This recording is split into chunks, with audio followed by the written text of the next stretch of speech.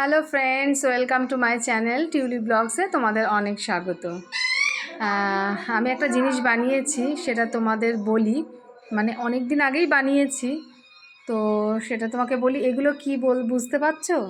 Actually এগুলো আমি মর্টিনের stand তৈরি করেছি। যে মর্টিনের কয়েল পাওয়া যায় না, সেই কয়েলগুলো এটার মধ্যে রাখলে সুবিধে হয়। আর এটা কিভাবে বানিয়েছি আমি তোমাকে সেই সময় তো আমি ভিডিওটা করিনি। তো অ্যাকচুয়ালি এটা হলো সেই পোড়া মাটির ঘট পাওয়া যায় না, যেগুলো পুজো করে।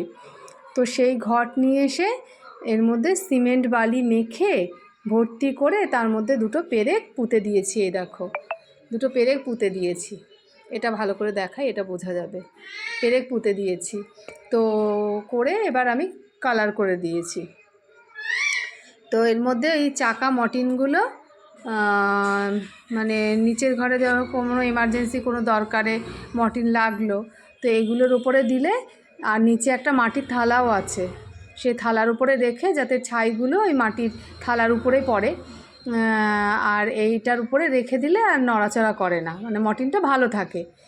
তো তার জন্য আমি এটা বানিয়েছি। এটা আমি ব্যবহার করেছি বলে এই যে মর্টিনের দাগটা রয়ে গেছে।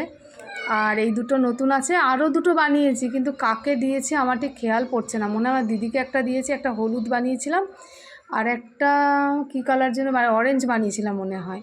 সেটা কাকে দিয়েছি আমার মনে পড়ছে না। তো দেখো তোমাদের কেমন লাগলো অবশ্যই জানাবে।